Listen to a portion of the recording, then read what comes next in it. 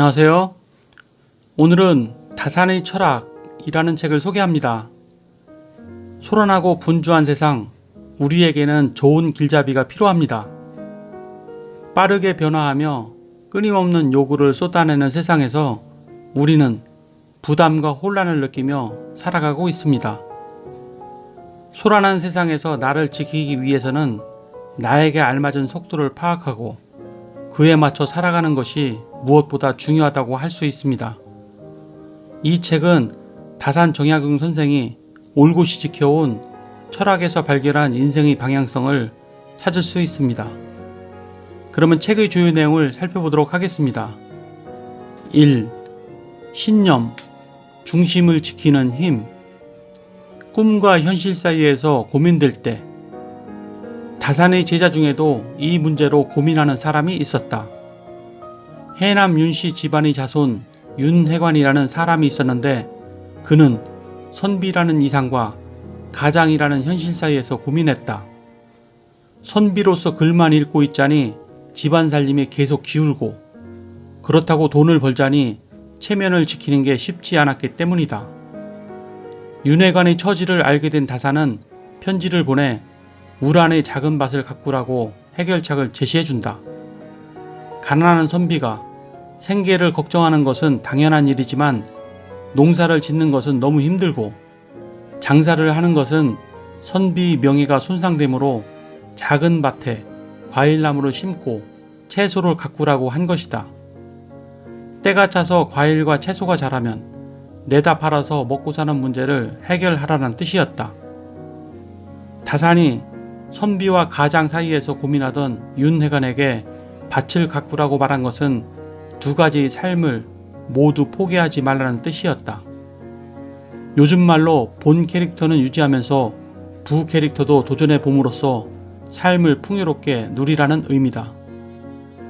다산은 현실과 이상 사이에서 살아남는 법을 알고 있었던 것이다. 내 인생의 길은 내가 정한다. 인생을 자신있게 사는 사람은 걸림돌에 걸려 넘어져도 다시 일어선다. 나는 이것밖에 안 되는 사람이라며 한계를 규정하기보다 어떻게 하면 어려움을 뛰어넘을 수 있는지 생각한다. 다산은 자신의 동생도 이처럼 살기를 바랐다. 주어진 환경에 주눅들지 않고 어떤 상황에서도 스스로를 믿고 앞으로 나가기를 바랐던 것이다. 다산의 동생 약횡은 서재였다. 서모 김씨가 낳은 동생이었던 것이다. 비록 약횡이 서출이라 벼슬에 나갈 수 없었지만 다산은 동생이 누구에게나 인정받는 사람이 되기를 바랬다. 그래서 자신을 철저하게 관리하라고 강조한다. 다산은 약횡이 고관을 모시는 비장이 될 것을 염두에 두고 비장의 올바른 행실에 대해 이야기한다. 날이 새기 전에 잠자리에서 일어나 세수를 하고 머리를 빗고 먼동이 틀 무렵에는 옷을 단정하게 입고 앉아 오늘 할 일에 대하여 생각하라 이른다. 또 모든 일에는 순서가 있으니 일을 처리하고 말을 전하는 것도 순서를 정해야 한다고 덧붙인다. 의견을 이야기할 때는 어떻게 해야 사리에 맞고 공평하면서 실정에 맞을지 혼자서 속으로 외우고 익힌 다음에 말하라고 했다. 스스로에게 한치의 빈틈도 허락하지 말라는 뜻이었다. 그러나 다산은 동생이 튀는 사람이 되는 건 원치 않았다. 모시는 분을 혼자서 독대하지 않도록 처신하라 이르며 절대 혼자 튀는 행동을 하지 말고 같은 직급에 있는 사람들과 함께 행동하라고 했다. 2. 생각, 이해의 폭을 넓히는 일. 직진만 하지 말고 잠시 멈출 것. 사는 게 버거울 때마다 가슴은 우리에게 거리두기를 권고한다.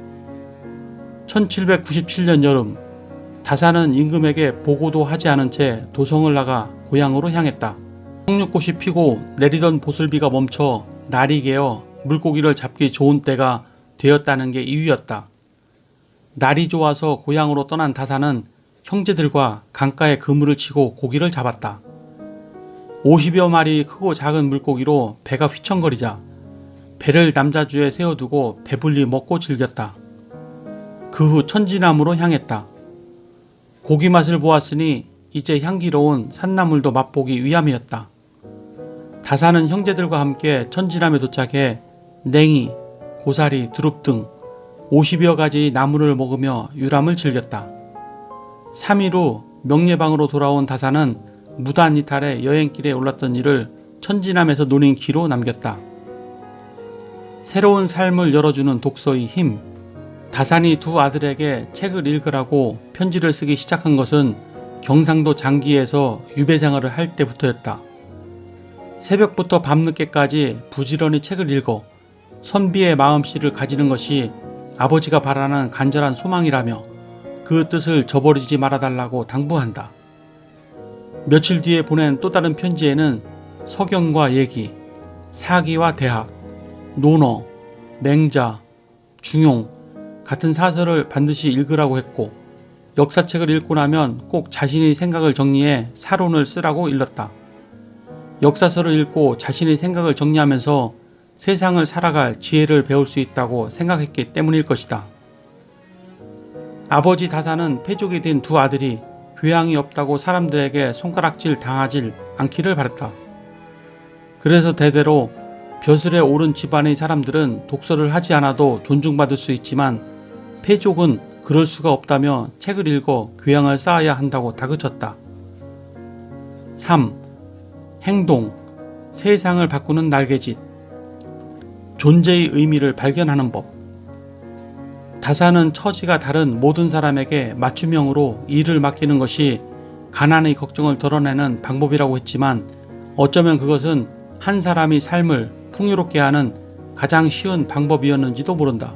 내 존재를 인정받으며 어딘가 기여할 수 있다는 자신감은 한 사람의 마음을 충만하게 하기 때문이다.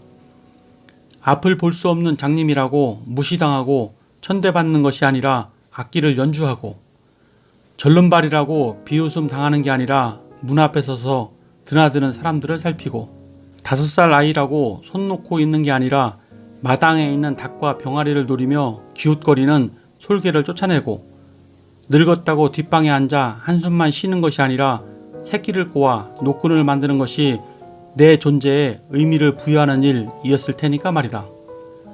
어쩌면 누구에게든 이 일을 시키라고 한 다산의 말 뒤에는 세상에 존재하는 모든 이에게 존재의 의미를 부여하라는 뜻이 숨어 있었는지도 모른다.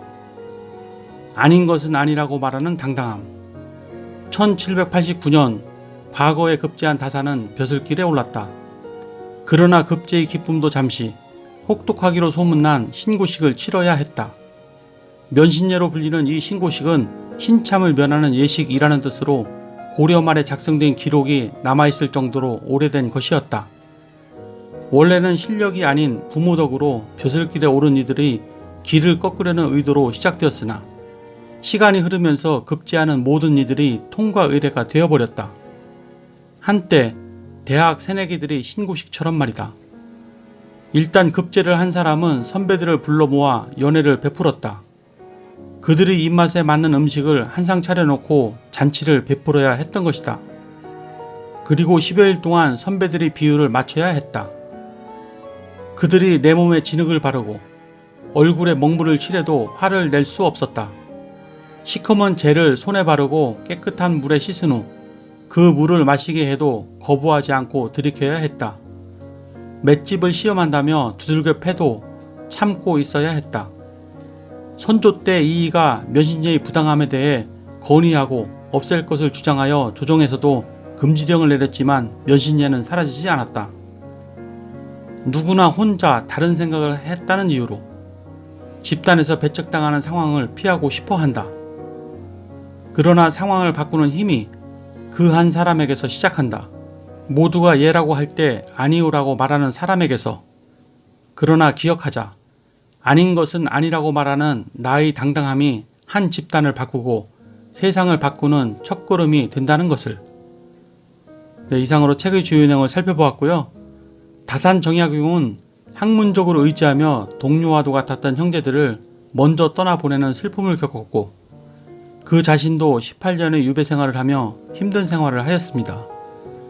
이 책은 다산이 아들, 친구, 제자 등에게 쓴 편지인데 편지에 담긴 조언이 오늘을 살아가고 있는 우리들에게 큰 영향을 주고 있습니다.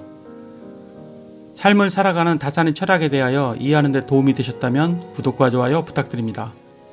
그러면 다음 시간에 뵙겠습니다. 감사합니다.